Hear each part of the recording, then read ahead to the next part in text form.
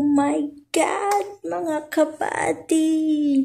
Nakakatawa lang. Ayoko sana mag-video ngayon. Pero parang ang sarap sa pakiramdam, no? Na napapansin tayo ng mga iniidolo natin. So, i-share ko lang kasi mga kabady. Kapag hindi kami busy ni Founder Janet, nagsiscroll ako sa Facebook, nanonood ako ng video doon. So, ilang buwan ko nang pinapapanood si David and Rai, yung mga Habibis Fam na yan. Kasi natutuwa ako bilang part ng LGBT. At sila as a couple LGBT is kasal na sila. At natutuwa ako, na-amaze ako sa the way sila ano tawag dito? Makisama sa kasambahay nila, sa katulong nila. Yan nga ang pinapanood ko minsan, sabi nga ni Founder Janet, sabi niya, katulong nila yan. Sabi ko, sabi ni Janet, nagtatanong siya, sabi niya, bakit sila yung nagluluto, hindi yung kasambahay nila? Kasi sabi ko, ang point ni Habibi Rai na kaya nga sila kumuha ng katulong para may katulong sila sa loob ng bahay. Hindi porket kumuha ka ng katulong is magiging utusan mo na lang sila. So, mga kabady, yan yung sinasabi natin na yung panoorin natin, kailangan yung piliin din natin yung panonoorin natin na may mapupulot tayong aral, yung mai-inspired tayo, yung alam mo yung ganun na parang ang sarap lang sa pakiramdam na nai-inspired ka sa mga tao na grabe na yung mga narating, sikat na sila, artista na sila, pero yung pamumuhay nila at yung pagtrato nila sa kapwa nila is same pa din kung paano sila nag-umpisa, ganun at ganun pa din sila. So parang mas lalong nararamdaman ko na ang sarap sa feeling na maging simple ka lang.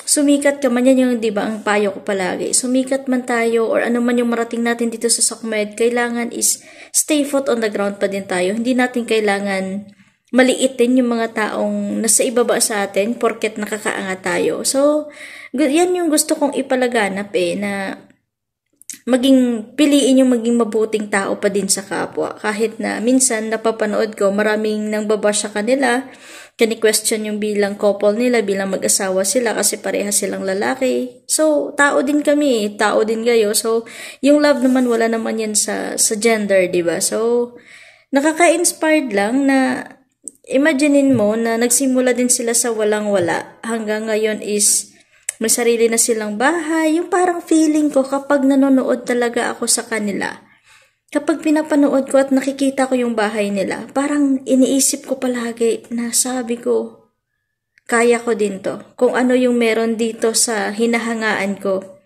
yan din yung plano ko. Alam ko na maging successful din ako sa bandang huli.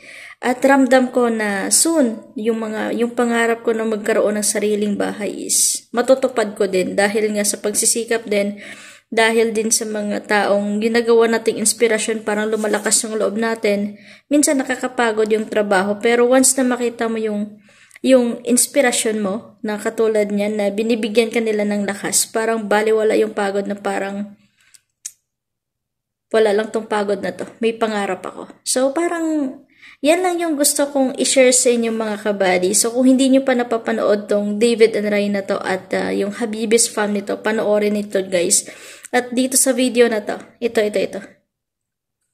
Ipapanood ko sa inyo na masarap sa pakiramdam na napansin yung comment ko na bilang humahanga sa kanila. Milyon ang kanilang followers, pero isa ako sa napansin sa comment section. At ayun, panoorin niyo yung video mga kabadis.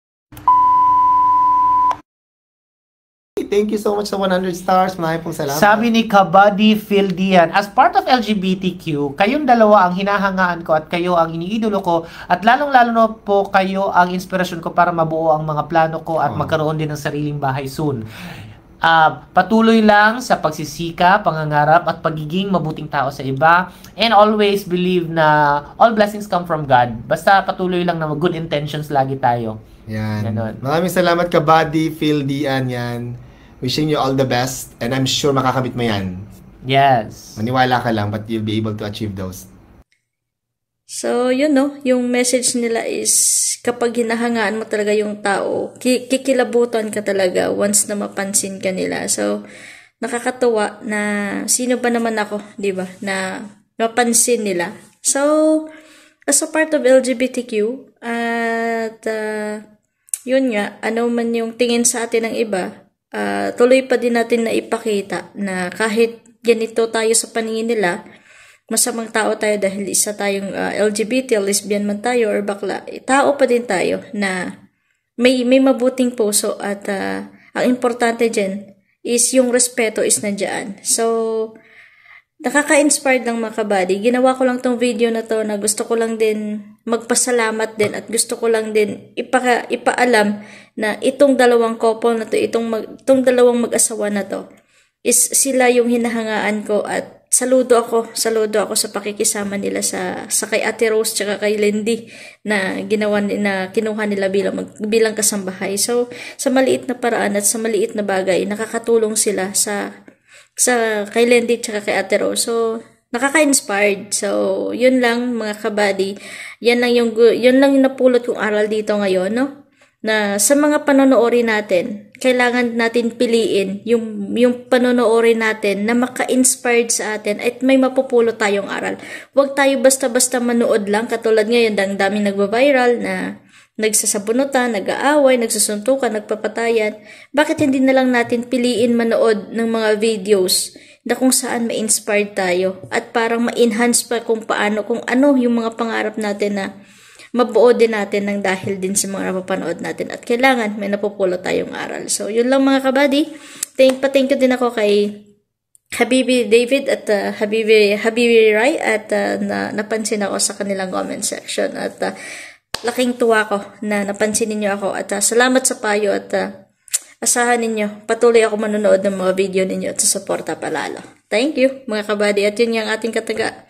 Yun nga, kahit na naman mangyari, anumang pagsubok, susuka lang tayo, pero hindi tayo susuko. Kaya, laban lang at alam natin naman na may patutunguhan din lahat ng pagod natin at pinaghihirapan. So, to God be the glory sa ating lahat. God bless us all at we love you all mga kabadis. Bye!